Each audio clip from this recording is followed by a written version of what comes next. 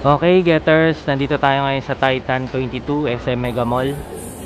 So, magre-request tayo ng replacement ng nakap natin na Air Jordan 1 High na Spider-Burst Next Chapter. So, tingnan natin kung mare-replace. Ito kasi naging issue sa kanya. So, sinukat naman natin siya kahapon.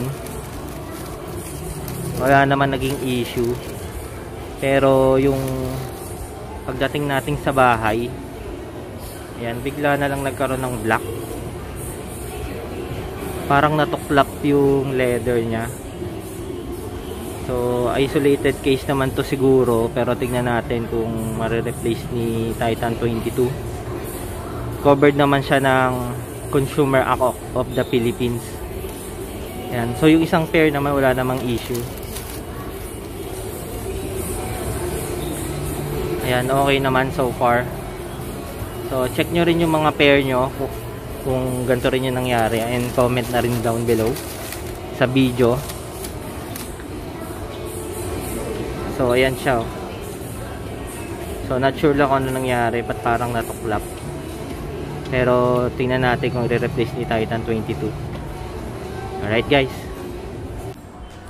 Okay, balik tayo dito. Nandito pa rin tayo sa Titan 22 ng SM Mega Mall. So far naman napalitan yung item natin. And na-check natin wala naman ng defect. So shout out sa mga crew ng Titan 22 SM Mega Mall. Wala nang discussion na nangyari. Napalitan na yung mga items natin na may defect. So, men's yung pinapalit natin, pero ang pinili na lang natin is isang GS and isang pang toddler. And then, nagkulang pa tayo ng 500. So, bumili tayo ng socks. So, ito wala na siyang defects.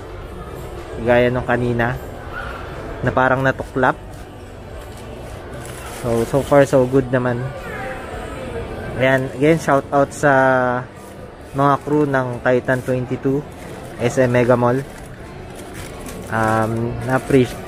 Na-appreciate ko yung kanilang pag-cater sa atin ng replacement.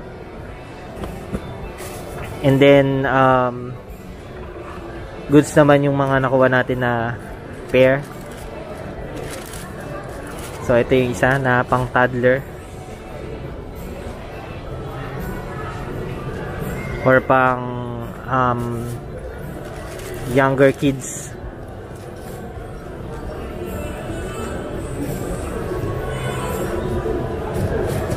So ayun, cover naman tayo ng Consumer Act of the Philippines, kaya meron naman tong return policy, pero one time lang yung pag-return natin. Kaya double check din natin maigi yung mga items ulit. Alright, thank you everyone for watching. God bless everyone.